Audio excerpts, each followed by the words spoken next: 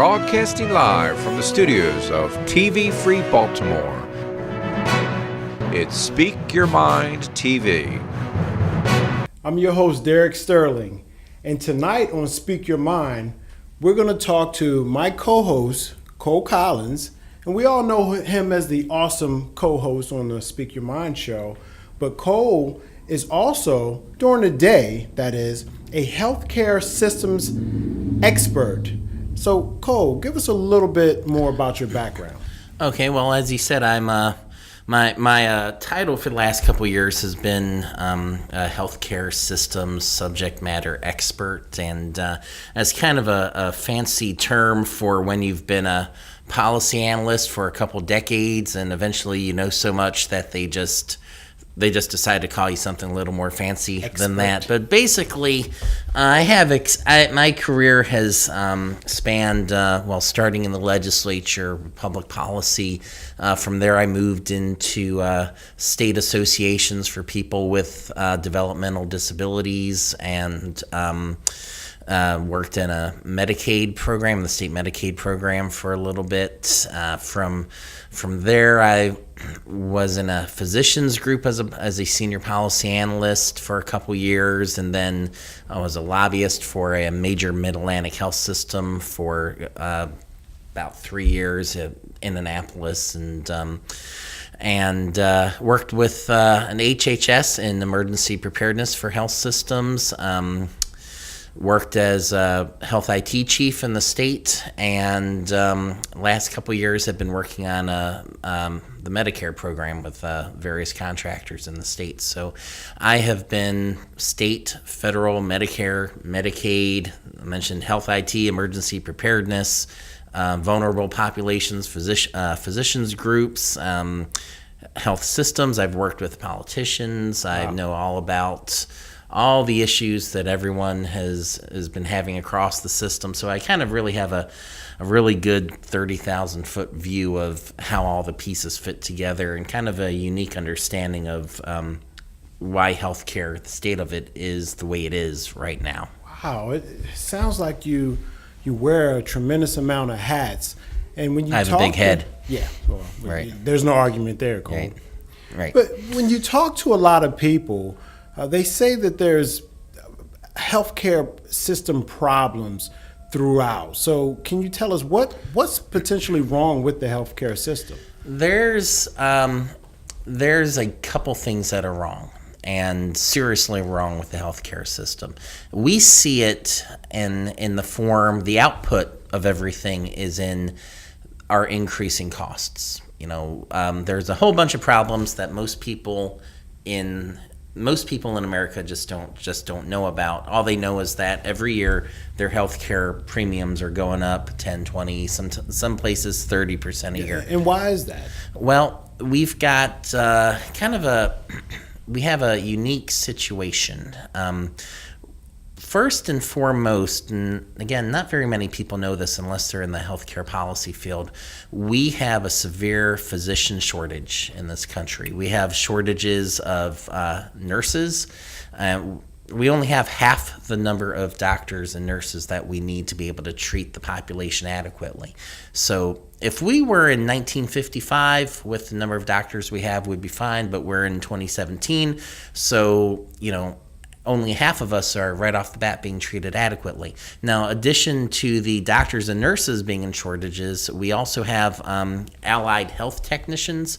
They're the people who run, like the phlebotomists who draw your blood, the people who know how to run the MRI machines, the people who know how to take the CAT scans and the X-rays, those kind of specialists. There are shortages of those guys also. Does that have something to do with young people that go to college that aren't choosing those particular jobs as their majors? And that's a very good question. And actually, there are more than enough qualified people applying for these positions, applying to go to school for these positions, but there are not enough slots in medical schools, nursing schools, allied health schools, for these individuals to be educated and trained as professionals in these fields. Okay. And that leads us to another issue we'll get to into a second. Sure. So we'll go back to that.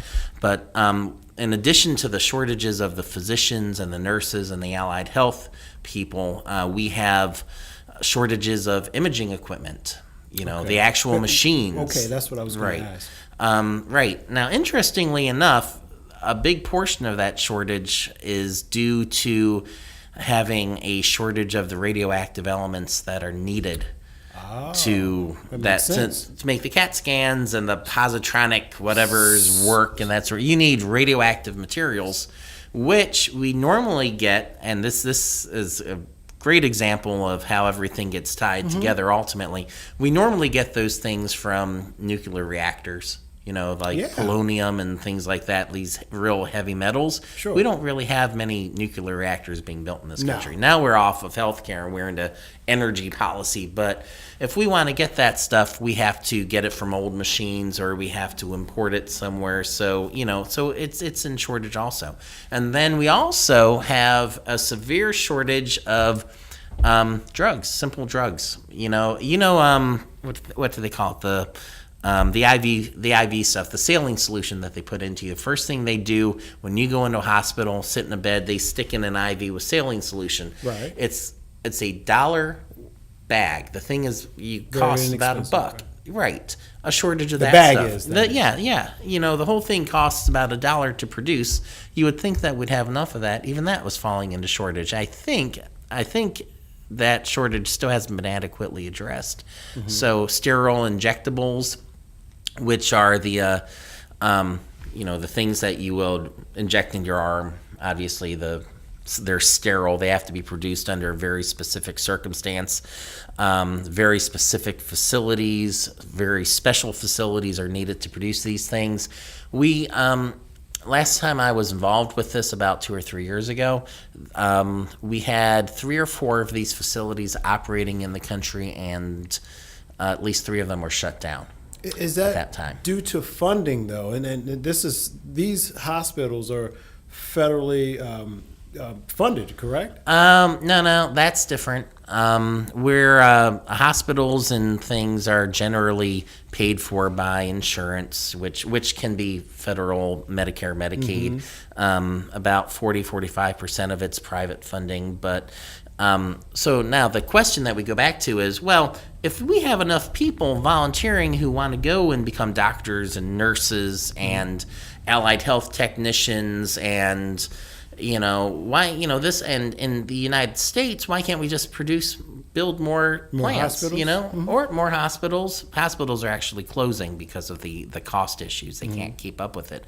But we're in a shortage environment, and again, this is America. We can pretty much afford anything, Why aren't we just simply increasing the class sizes, We have people who are qualified to do that. We have, I heard Anne Arundel Community College at a hearing a couple years ago.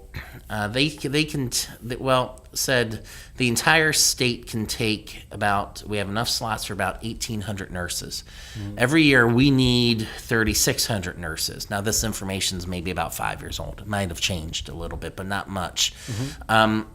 They have enough applicants to meet the need in the state. They've got 3,600, 4,000 applicants who are qualified, who could be competent nurses. They can only accept 1,800 to 2,000 a year.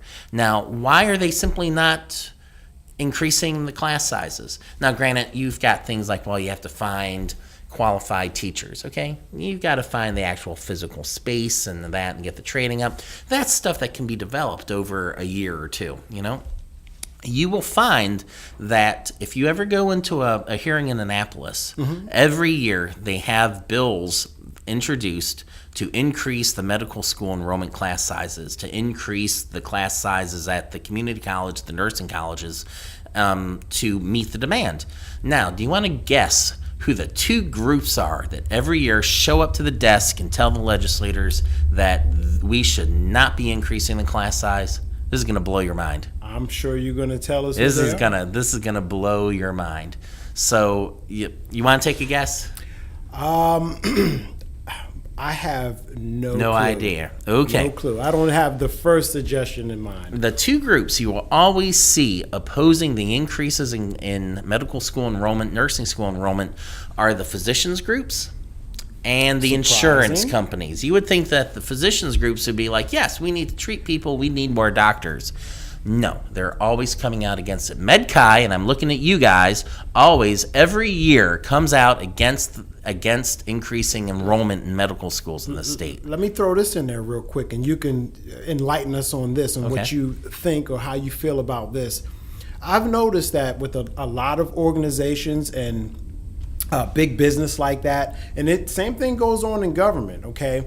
A lot of these physicians that have seniority, their tenures are nowhere near complete in their mind, so they're not ready to retire yet, and you need senior physicians. Do you think that has something to do with kind of like a power thing? Exactly. Well, that, yeah, the fewer physicians that you have, the more in control you are of the physician group, MedChi. But also, you bring in too many new recruits, then you know who's running the show. Right, but also what ends up happening is that if you have more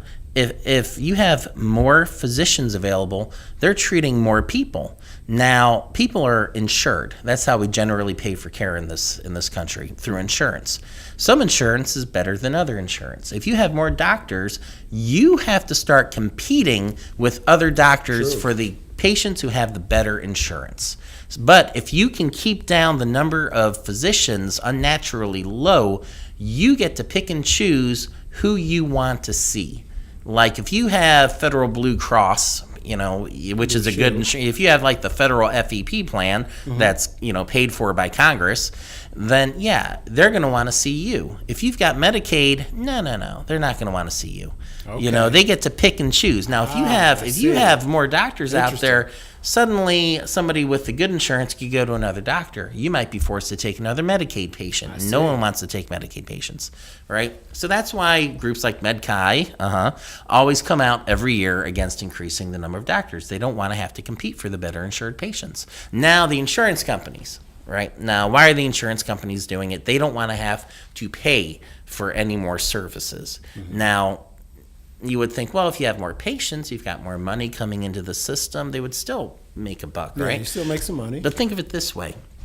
Does it take more or less work to earn $100 for one person, having to deal with one person, or to earn $100 dealing with two people? You would think it would be one person, but... Yeah. It takes them less work. It takes them less work, less effort, less infrastructure in their system that they need to develop if they have fewer patients running through it. Sure. Do you need to if you suddenly have twice the number of people in your insurance plan, then what you have to do is hire twice the number of customer service people, and it's just easier. You make a whole lot more money, especially when you've got what they call a loss ratio at 80% that the Affordable Care Act put in. So if you have the same size, the same insurance pool size, and all the premiums go up $100, just off the bat, you because of that loss ratio, you get $20, 20%, that you just goes right straight to profit. You don't have to take that 20% to start developing infrastructure or anything like that. So that's why the insurance companies are like, no, we don't want any more doctors. Because it's less work and we can make more money with less work. And it seems like it's so unpredictable as well. When somebody's going to need their services, when somebody's going to get sick or really need a physician's care. So that's a real finicky number as well. Well, I will say that all the doctors, all the primary care physicians, and I've been in and out of, I've had 14 surgeries. You can read my book, The Witch of Washington. It's all, it's on Amazon and it describes everything. Sure, very great book. Right, it's a great book, awesome book. I like it because I wrote it. What were we talking about again? We were talking about The Witch of Washington. Oh, right. Yeah, right. We were talking about how these premiums are and how they can the be. Physicians, right. Yeah, the physicians that actually are treating patients are, they're not interested in making money as much as they are in providing care to people. But when you start dealing with large healthcare systems, huge conglomerates, with large administrative staffs, these aren't doctors running this. Yeah. Or if they are, they've long ago given up the actual care business. These are businessmen, and they're trying to make a buck. They're trying to make a buck. Sounds like a lot of politics going on there. Oh, it's completely politics. Yeah. Well, so our shortages are basically being driven by this cadre of physicians groups and insurance companies who don't want to have to pay for any more patients, who don't want any more. More doctors means more competition and more patients to pay for. So, I mean, this is so very interesting to me. I'm pretty sure it's going to be very interesting to all our viewers as well. But I'm pretty sure that you have an idea, a theoretic idea on a solution to this as well. Oh, right, for the cost for this cost issue. Well, those shortages are only one bit of the problem here. We also have, and we can go back when we start talking about, and the next part of the segment, when we start talking about that, we can discuss how we can go and fix this, but in addition to the shortages, and as we all know, I should add, as we grow up in a capitalistic society, what happens to goods and services if you have a lot of demand and not enough product? The price goes up. And we have half the number, we've got a huge demand and half the number of available services. The price goes up. So that's like, makes it less affordable. It makes it less affordable for us, right? Yeah. So then you have other little things, like, for example, the liability issue. Doctors get sued. We're in a very litigious atmosphere here, and especially since the late 1980s, the trial lawyers have realized that, hey, healthcare has a lot of money flowing through it. We can make money if we sue the healthcare system. Now, malpractice. Malpractice, right. Now, granted, there are issues of true malpractice and problems going on. But when 90% of all malpractice cases are settled out of court, there's some shenanigans going on here. Yeah. And most of these are for under $20,000 or $25,000.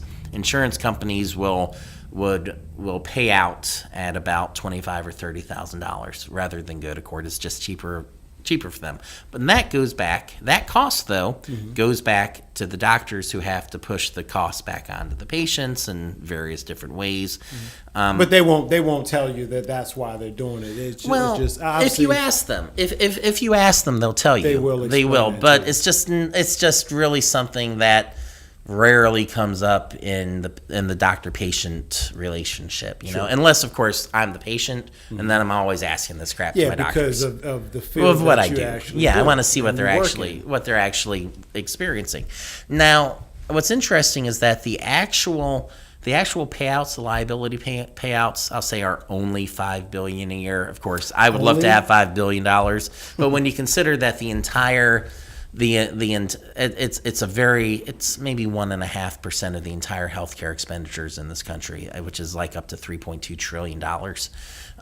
But still, that's a lot of money. You can insure a lot of people with $5 billion. I mean, what would it be at $10,000? That's about the average cost of care per year. Now, what's $5 billion for an individual? For an individual, yeah, that would be. I might be wrong. 50,000? No. 500,000 people? Like what is 5 billion divided by 10,000? I don't know. It's a lot. It's a lot. You're talking tens of thousands of people, right? Now, it's only 5 billion, but the problem is not that 5 billion. The problem is what the effect is on doctors. Now, doctors don't want to get sued. It makes their liability rates go up. And that's money they have to pay. And some specialties are worse than others. For example, like you would expect surgery to be a high risk medical specialty. Brain surgery, especially, surgery on the heart. Pediatric surgery is probably a pretty high risk. Maternity care is an exceptionally high risk. With the chance of two individuals' lives potentially. Believe it or not, nursing facility, elder care is extremely high risk. That's up there with neurology. Yeah. And the reason is because when you put your grandmother or grandfather into a nursing home, they're really old to begin with. They are prone to falling. They're going to die. They're in there because eventually they're going to die pretty soon, right? And so when they end up falling, the nursing homes get sued because the family's upset that their 180-year-old grandmother tripped and fell. Mm-hmm. Well, it wasn't the fault of the nursing facility that she fell. She's just so old. Old. Right, that's why. But, the facility still gets sued, and then the lawyers are like, well, let's just settle this out of court. Another $25,000. There we go. Everyone's happy, I tell you what, this except is Grandma. mind-boggling stuff here that Cole is telling us about, and I'm not we even have done. to take a quick commercial break here, and we'll be right back after these messages.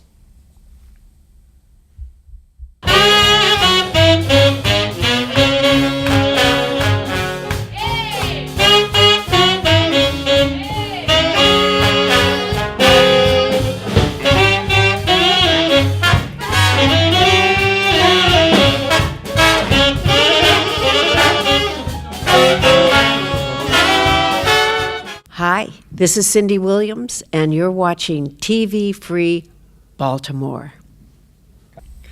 Welcome back, guys, to the Speak Your Mind show. I'm your host, Derek Sterling, and I'm sitting here with my colleague, Cole Collins, and he's telling us all about healthcare and so much more. It's been very enlightening so far, but I'd like you to continue, Cole. You were really on a roll there, telling all of us here and everybody out there all about what's going on in the healthcare system. Yeah, a lot of stuff that people don't know.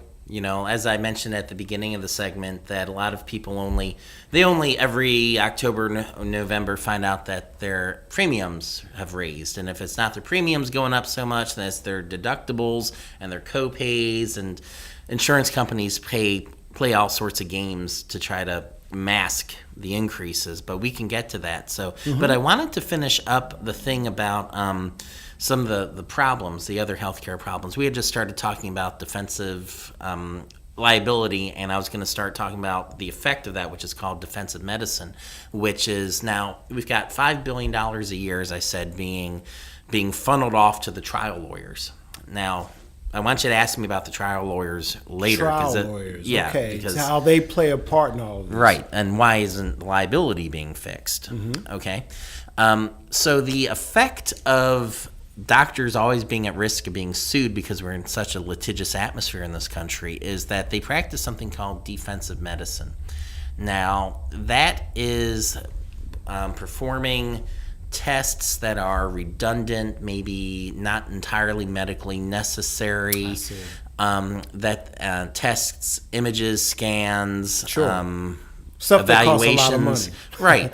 They do it just to back up what they've done already, so they don't get sued. Now, again, called defensive medicine, and that runs, this country about $50 billion a year. So let me jump in right there. So that's when I'm a little ill. Okay, I keep getting different scheduled dates to come to visit my physician. I show up at that date, and my doctor's running pretty much the same test that he or she ran a week ago. And right, just to be sure.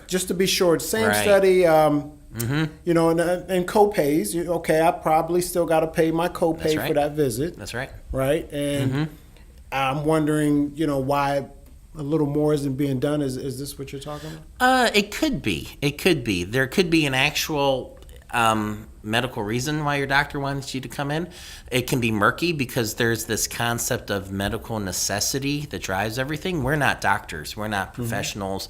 Every human being is different. We're as different on the inside as we look on the outside.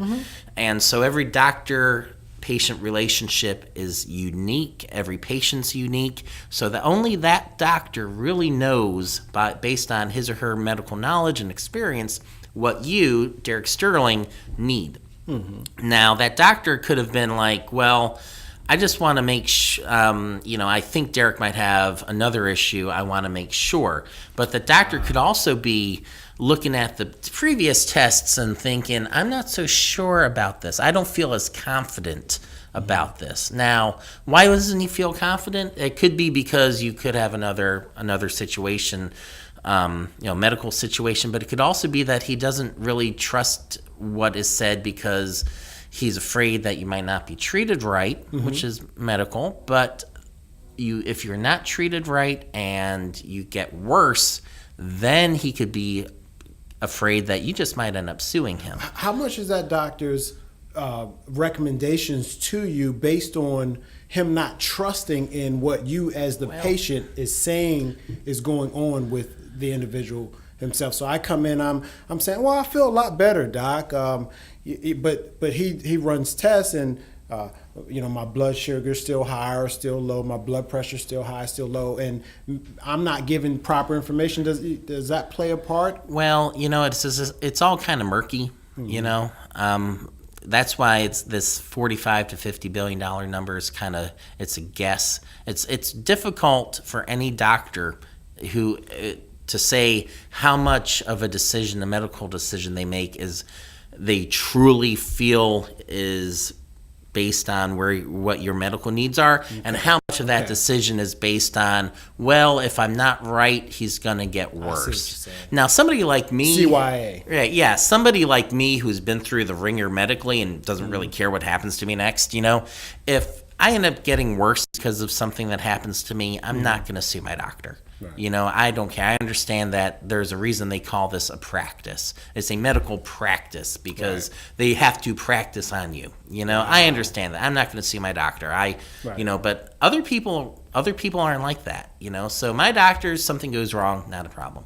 Somebody else's doctor, somebody else patient-doctor relationship, the doctor might end up, getting sued by the patient because the patient feels that doctor did something wrong. It's one of these situations where the doctor's insurance company, the malpractice liability insurance company, would just rather settle out. But these doctors, this is a question that I'm asking to you. But do these doctors that actually lose these lawsuits that have been filed for malpractice, do they get removed from that hospital's program, right. or they get to stay? Not often. They get to stay, right? Well, it's mostly what will happen is like in a lot of suits is that you're not you're not admitting guilt. They're just paying it to get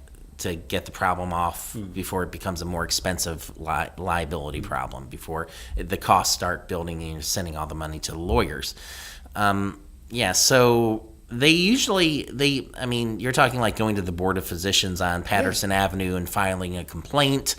It happens, depending on what happens. When it's an actual true issue of medical liability, you're going to see the patient go to the Board of Physicians and file a complaint, and then you've got to work through that process, which is a nightmare for the physician. And I would say that the physician community, in fact, any licensed community, professional community, is probably more afraid of their licensing board than they are of being sued by the lawyers, because that's another problem of the medical community is, and we're getting a little off subject, but you've heard of like due process and everything like that. Law, right. Not really with the boards. If the people on the Board of Physicians don't like you as a doctor, they can basically get rid of you.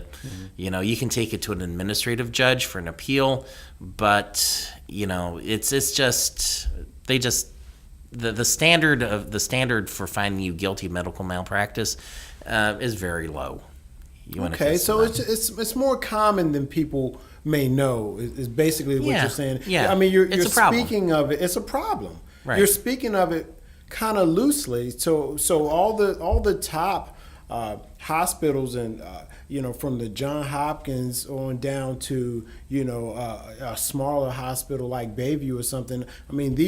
These hospitals have all been sued at some point in time for malpractice. Let me tell you, Derek, I had a friend who was a neurologist, and at any one time, he had 3 to 4 lawsuits he had to deal with at any one time. And that's a problem. Now, again, $50 billion. How much care could be used or could be given to people for $50 billion. Now, again, I can't do the math in my head. 50 million, it's like what? Probably 500,000 people. What's 50 billion divided by $10,000? And that will give you the number of people who, aren't getting care because of this liability issue. So now let's go back to why I told you to remind me about the trial lawyers. Yeah. Now, why isn't this being fixed? It seems like it could be an easy fix, and there are. California passed something in 1975 called the micro law, which had various tort reforms for medical malpractice, little things like it capped the pain and suffering damages. It did other things like the pain and suffering. So that's a long term of they're predicting how long it will take to recover. No, that's the actual damages. No cap on the actual damages. Okay. Like if you see a neurologist and he hits something in surgery, you end up going paralyzed. You could be paid millions for that because of lost wages and everything else. So when it started, your right, time those are like in the hospital to when the actual damages. Yeah, those are actual. What we call pain and suffering is the punitive damages. That's the word I was looking for. Okay. Like how dare you do that? That was dumb. You owe money because you were dumb. And right. California capped that at I don't know, it was like $50,000 at first, and it's tops. That's the most you can get for the punitive damages, right? Punitive. They also had other reforms such as if the patient dies, then the caps, then there's no payout. They don't have to pay. The money doesn't go to the family later. It's so. Well, that has to do with the do not resuscitate as well, right? That plays a part in it, or is that something completely that's something different? That's completely different, right? Okay. Yeah, that's an end of life advanced directives thing. This is just during a surgical process or while in doctor's care type of thing. Yeah, right. While in doctor's care, if if they do something that physically harms you. You've got the actual damages to pay for whatever monetary losses. Like if you're a musician and you can't use your hand because of it, then they have to pay you for the wages that you would have lost. But the punitive damages for actually performing the act, those are capped. This is what your trial lawyers are fighting for. They try to figure out how much they can total up. The trial lawyers don't want any changes. They don't want any reform done because that's how they get a lot of their money. Healthcare is $3.2 trillion a year. That's a lot. That's a pretty big udder to milk. Trillion. How many zeros is that again? A lot. I can't even think. I can't do math right now. Right. So yeah. Now you got to think, well, it seems like a pretty easy reform to do. California did it, and their medical liability rates went up at a rate of 1/3 of what the rest of the countries did after this. So why aren't they doing it? Well, think about the people who, why aren't they doing something? Why aren't the legislatures doing something that works? Why? Well, what kind of profession is constituted by, what is it? It's about 40% of all legislators. You want to guess what their job is outside the legislature? What are they, physicians? No, they're trial lawyers. Trial lawyers. About 40% of any legislature you ever see is going to be trial lawyers. So big, ta-da, that's why you don't have that. That's why we waste $50 billion a year. Because they're trial lawyers. They're not going to pass a law that's going to hurt their business. It's a vortex of them controlling from the top that make all the rules and regulations pretty much, and they know how to avoid a lot of these situations. They don't want it, right? Why would you combat something like that? Yeah, would you, if you were a legislator, you're a TV host here, would you pass a law that basically takes you out of business? No. I wouldn't want to. I wouldn't think about it often at all, because why would I want to put myself out of business or help towards a cause that's trying to do that? Right. You wouldn't do that. Sense. Yeah. So that's why you never see any liability reform, and either on the state level or in Congress. You rarely see it, right?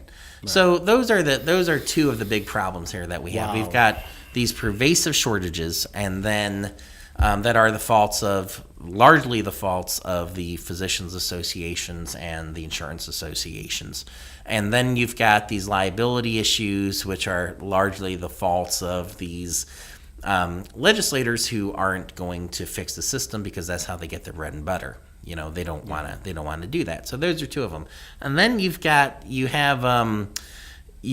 have something that I like to call like cultural issues, like things that we do in our day-to-day lives that aren't the fault of physicians groups, lobbyists, or congressmen or whatnot. They're the faults of us. And the first thing is bad habits. Bad habits as one of them. Okay. 30% of us are obese. 30% of us. According to your height and all, that's how they calculate that. Yeah, correctly. pretty much something like that, even though those are not Age very and accurate. height and all yeah, that. 30% of us are much fatter than we should be. We've got terrible eating habits. We eat terrible foods. We don't get enough exercise, and this is our fault, and obesity causes most of our medical problems. We have first world medical Smoking problems. cigarettes. That's other thing. Yeah, Drinking alcohol. That That's a huge thing. Alcohol does more damage to your body than almost anything.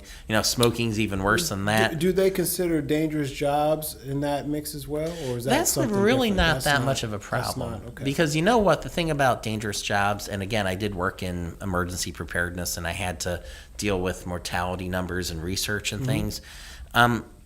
When you're dealing with risks of jobs, what you usually see is the association that covers that job category, like linemen, work on the power lines. Construction workers have a very dangerous job. Sure.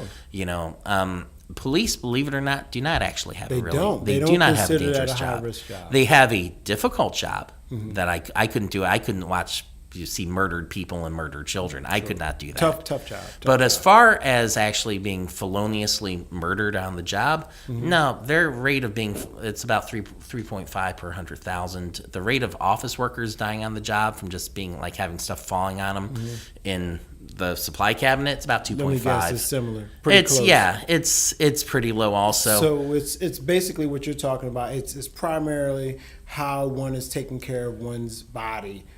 Physically, what they call the risk consumption. mitigations, Okay. right? It makes sense, right? So dangerous makes jobs, dangerous jobs, like most police officers, for example, are killed because of car accidents. Like 80% of them die in car accidents, and so you do something called risk mitigation. You train them to drive better when they're going to a call. You teach them just to put their seatbelts on. Like no matter how intense things are, make sure you put your seatbelt on.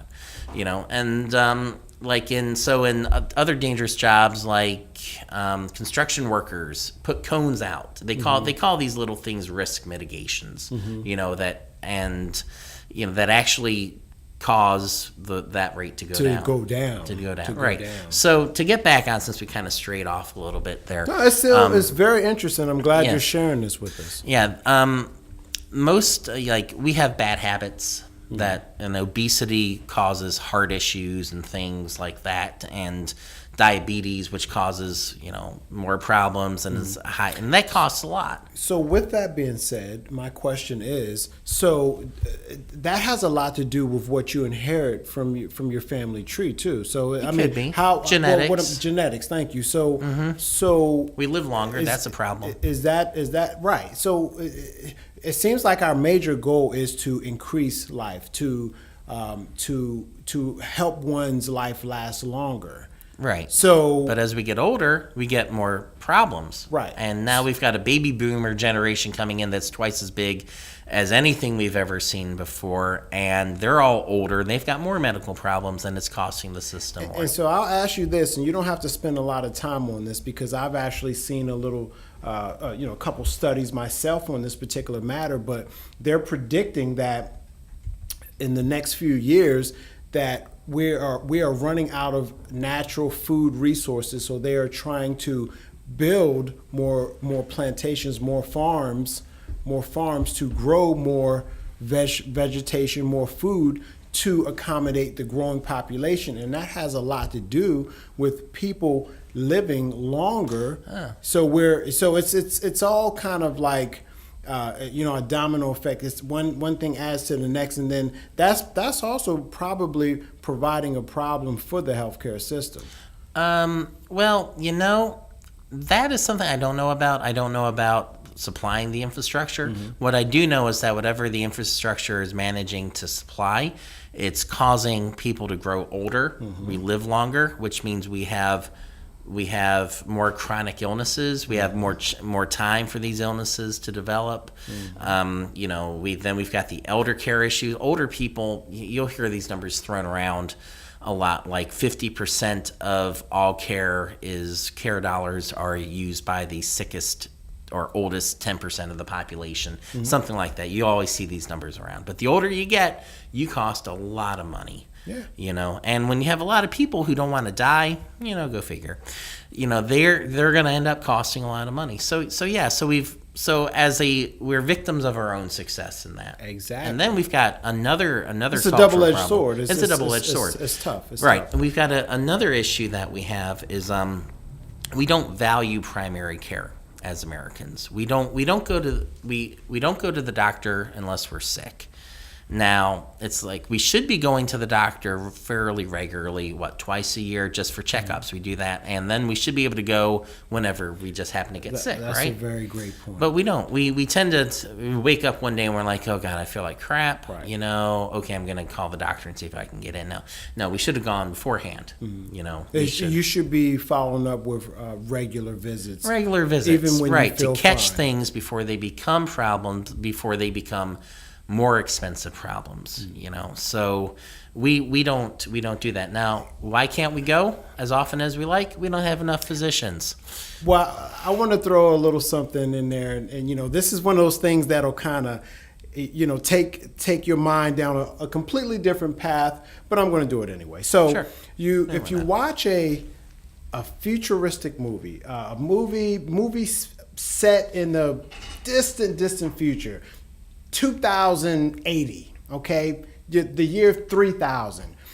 It seems like all of these movies depict a civilization or societies that everything is checked and monitored. So you don't have to do that. You don't have to go see a doctor on a regular, because you wake up in a lot of these films or documentations, they try to show you touch something, you wake up, there's a computer that says, Derek Sterling, you're feeling fine today, your blood level is da-da-da-da-da-da. You see what I mean? So really, ideally, people know, and in the recess of our mind, and all these people that create different types of scenarios, they know that realistically is the way life can ultimately turn one day, because that's a possibility. It's starting now. It's starting now. And it's also very helpful to you, so it helps you monitor, because we're all so busy in our day-to-days. I mean, so to go to the doctor on a regular, every 2 weeks, every 3 weeks, I'm going to have to take off. I'm going to have to miss some time from work, which essentially is going to have me losing some money for my income for that week or that month. So that's right. Well, there is this push, and I think there's this push for like iPhone apps that can monitor certain aspects of your health and tell you when things might not be right and everything. They're not perfect, but of course they're just new. Give it a few generations, and I'm sure they're going to improve phenomenally. We have electronic health record systems now that we really weren't that great about 10 years ago. So now you don't have to go back. It used to be if you went to a doctor and you were treated at that doctor, and then you had to see another doctor about something else. That other doctor would have no clue what happened to you. The first doctor, he might not even know. You have to start from scratch. You would have to start from scratch, which redundant tests, as cost, it just builds onto the cost. Right. But now you've got electronic health record systems, information exchanges where you can, where doctor number 2 can see what doctor number 1's doing. In fact, in Maryland, all 46 or 47 hospitals are required by law to be on the information exchanges. So to be able to share that stuff back and forth with each other. So, so again, that's another issue is, the fact that doctors can't talk to each other, and they're trying to solve that now with something called a patient-centered medical home model. Healthcare people love using complicated phrases for really simple ideas. Patient-centered medical home model. All that means is that your patient is the center of information for all your doctors. Your doctors can all share information about the patient, who's the center of all of them. Right, which you would think is pretty obvious, right? All your doctors should know what the other doctors are doing if they want to do their job. You would think that, but I'm sure it doesn't work that way. Well, yeah, it doesn't always work that way because at least it's getting better. And one of the reasons it never really worked that well at first was because a lot of physicians at the beginning of these initiatives, they were older. They could have been 50, 60, 70 years old. They've been using paper records their entire practice, and I don't want any newfangled electronic. But now they're retiring. They're old school. They're old school. They're really old school, and it's just not the way they did it. But nowadays, your doctors who are coming out of medical school now, they are expecting to use electronic medical records. They could never imagine simply using paper records. If you told a 26-year-old right out of med school, I want you to have a practice where it's nothing but paper records, they're going to look at you like you're crazy. Yeah. They'll be like, no, we need computers, But so that idea it's kind of obvious for the younger generation. For the older generation, they're like, oh, we don't need to do this. Why change what's not broken, So that's kind of the way they work. I got another question for you here. Sure. It's something that was a concern of ours. So what's the deal right now going on with the Medicaid expansion? Oh, the Medicaid expansion. Well, that's a big political football, and honestly, now remember what I said about the doctor shortage.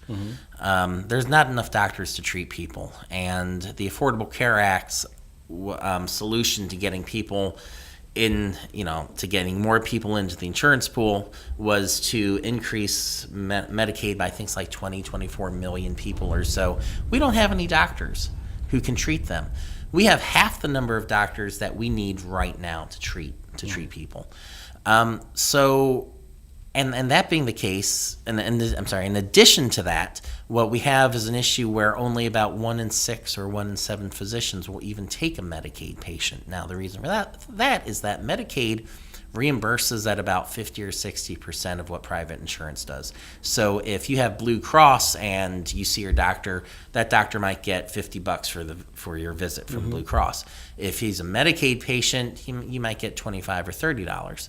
Now, again, to your point about nobody wants to accept. No one wants to take them, right? If a physician were to theoretically take only Medicaid patients in his practice, he would be out of business and completely broke in about 6 months. So what in your mind, after all of your experience and everything that you know about what's going on in the system, from the trial lawyers down to the physicians, just to the federal government and their association with the dealings that's going on in all these hospitals, what is your suggestion? What can we do to kind of fix things? Well, let me tell you first what's not working. Now we've had the ACA took effect, basically all the insurance provisions. Obamacare in about 2014. Now, we were promised that it was going to lower premiums by 50%.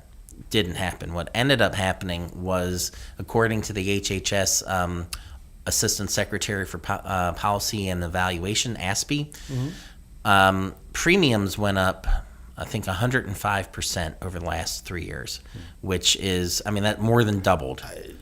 These numbers are astounding. They're astounding, right? Now, if the ACA didn't exist, healthcare premiums were going up, depending on who you looked at. If it was like the Commonwealth Fund, which is a kind of a left-leaning policy group, they would tell you it's about 6% a year. It was what the premium increases were. The Kaiser Family Foundation, which is another policy group. the same Kaiser Permanente? Is that the same thing, or Similar. something different? It's a different group. They just do public policy, but they're pretty good at it, and they're one of the few policy groups that in government you can actually quote as being accurate because they are as nonpartisan as they can be, as they can try to really be nonpartisan. Right. They'll tell you about 8 to 12% is what insurance rates are increasing. So if you had not had the ACA and rates raised an average of, let's just throw the number out there, about 10% a year over the last 4 years, you would have had rates increase maybe 45% between 2014 and 2017 without the ACA. With the ACA, rates increased 105%. Now, why did it do that? Because, well, they completely missed the boat with the Affordable Care Act. They never addressed any of the talked about. They didn't address the shortages, the liability issues, any of the cultural issues that we have, the primary care, we don't like primary care, that kind of stuff. Instead, what they did was the ACA did 4 specific things that actually raised rates and nothing to reduce rates. So what they did to raise rates was they eliminated the pre-existing conditions clause, which you could say, yay, I had serious pre-existing conditions, so I certainly empathize with people who have them, right? But it raises costs, and that's the first thing. The second thing they did was they eliminated the lifetime caps, which raises costs. And again, it's unfortunate, because there are people. How do you devise a plan that's so messed up? It almost sounds like it wasn't even thought out properly. It wasn't, because no one really knew what they were doing. This was highly ideological. And it really kind of surprised me when I heard them doing this, because I was like, well, these people are supposed to be just as smart as I am. Why are they, why are they making these mistakes? Do they know something I don't? Right. Well, right. So besides the elimination of the pre-existing conditions and lifetime caps, they added 10 benefits mandates. Now, every one benefit mandate will raise your premiums. Now, most of these mandates, 8 or 9 of them, are usually found in every policy anyway.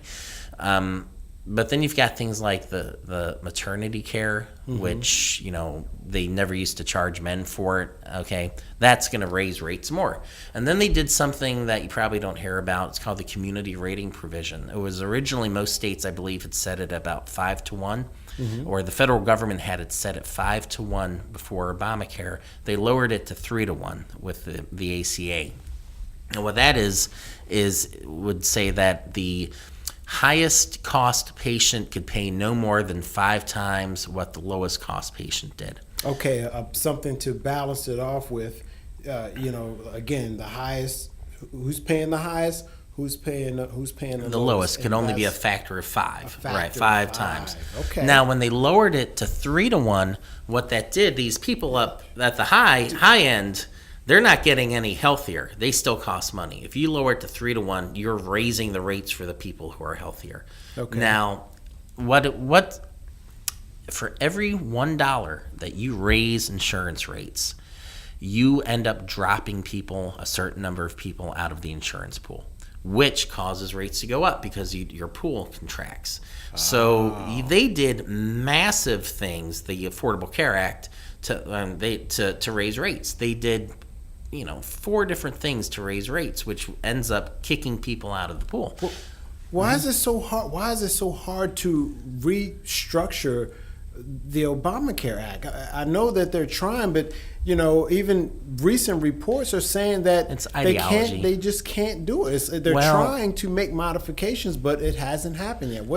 Why is it happening? Why is it so hard to change it? Why is it so hard to fix it? Unfortunately, like I was told when I first started in this business 20 years ago, on a couple occasions, my friends would say, "You're in healthcare policy? That sounds so boring. Like, I don't want to be in it." Okay, right. You have people who don't really know, who don't want to pay attention to this stuff. Then you've got people who are ideologically committed to universal health care. As a function of their existence, they believe health care for all, which in like they do theory, in Europe. Yeah. Which in theory, I'm like, everyone needs to be treated, right? But how are you going to do it so that you don't end up getting everyone third world medical care in order to treat people like you do in the UK, where my sister broke her hand. She broke 2 or 3 fingers. She broke 2 fingers on her hand in Scotland while she was going to school. Went to the doctor. They do the National Health Service there, a universal healthcare system. The doctor looked at her hand and said, well, you've got 3 other working fingers on that, so we're not going to fix it. Her hand is permanently damaged now because the doctors didn't want to set the bones because it costs too much money. There are 3 different interrelated factors, pillars, they say, in a healthcare system. You've got cost, quality, and access. And you can pick 2 of those things, basically. So if you are in a universal healthcare system, you have access at 100%. You've got, and you're trying to keep up quality as high as you can, your costs are gonna shoot up. Now, you can't afford, you don't have, money isn't eternal, it runs out. Yeah. What ends up happening is that you have to lower costs, but you have access really high. You want to push those costs down, your quality of care has to go down. Yeah. It's like a seesaw, and that's why she breaks her hand. They don't set it. They say, well, you've got 3 working fingers, and it's mangled. I saw it's just like mangled. And in fact, if you get a bone, if you break a bone in the UK now, speaking of bad medical care, they will set it, but they will do nothing to follow up on that visit, meaning they'll tell you to put the cast on for a month or so. They might take the cast off, but they're not going to give you an x-ray to make sure that it's set okay. If there's something wrong or nerve damage, they're not going to find out. I had no idea. Yeah. I had no idea. Because there are people who are so committed to universal health care in this country that they just are not willing to accept that universal healthcare systems inherently, because of the cost quality access relationship, always will have cost and quality issues, always doing that. So if you want to fix the healthcare system in this country, first you have to start with addressing the shortages, because those are the real drivers of cost. And again, every time cost goes up, people drop out. When people drop out of the healthcare system, they are more prone to getting pre-existing conditions, which now, because there's no pre-existing condition clause, they can go into the system when they need to be treated, which ends up pushing the costs up. And then more people drop out and they get pre-existing conditions. So if this is not fixed, what's going to end up happening is that the only people who are going to be able to afford insurance are the exceptionally wealthy and those on the government dole, basically. Well, my final question to you, Cole, is do you think that our current administration has any solutions? And I think No. you kind of already answered that. No. And that's just not a good thing to hear, unfortunately. I mean, based on everything that you've enlightened us with, I see they nothing. They don't have anything in the near future they don't. to fix what's going on, and it's a major problem. The problem with the Democrats and the Republicans when it comes to healthcare reform is they're not focusing on why costs went up in the first place. What they are focusing on is, how do you pay the bill? Who's paying the bill? Who pays? Our bill went up $1,000. Who pays $300 of it? Who pays, $600 of that? Who's paying the bill? They're never asking, why did this bill go up? They're just saying, who's gonna throw money into this? They're focusing on health insurance. Do you know what health insurance is?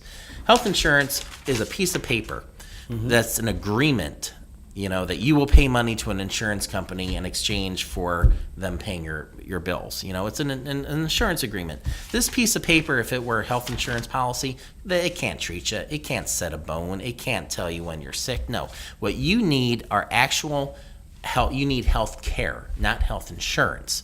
You need care. You need doctors and nurses and the allied health technicians who can provide care to people. And you can't get that until you start fixing the shortages. But I don't see any bill that's been introduced by the Republicans that actually do that. So what's going to end up happening is, until they start with these fixes, the prices are going to keep going up. You know what I think they need to do? I think they need to give you a call. They do, really, seriously. Bring you into their administration, hire you as the primary guy. I'm really cheap to take care of the issues that we're having cheap. With the healthcare system. Embarrassingly cheap. And it's important. I mean, somebody other than Cole Collins has thought of this out there. And it's a shame that that individual or these individuals aren't in a position to help towards making change for us all, because that's what we need. We're talking about future generations that are going to have to deal with this, and who knows how long that this is going to go on for. And it's something that can't be ignored. So it's been very, very informative tonight. And we wanted to dedicate this particular show tonight to talking to Cole. I know a lot of you know him as our awesome correspondent here, host at the Speak Your Mind TV show. But he's so much more than that. He's also a healthcare expert, and he's showed that tonight and proved that as well. So we thought that would be a very interesting show on this particular episode of Speak Your Mind. So I thank you for sharing that. That's personal stuff there for you. I mean, this is your daytime job that you're talking about. So. Yeah, and you're not paying me to tell you about it either. And he is not being paid to tell us about his personal job there. So once again, much appreciated for everybody out there that watches the Speak Your Mind TV show. I'm your host, Derek Sterling, and this is my co-host, Cole Collins, and you guys have a wonderful evening, and we'll see you on the next Speak Your Mind show. Broadcasting live from the studios of TV Free Baltimore. It's Speak Your Mind TV.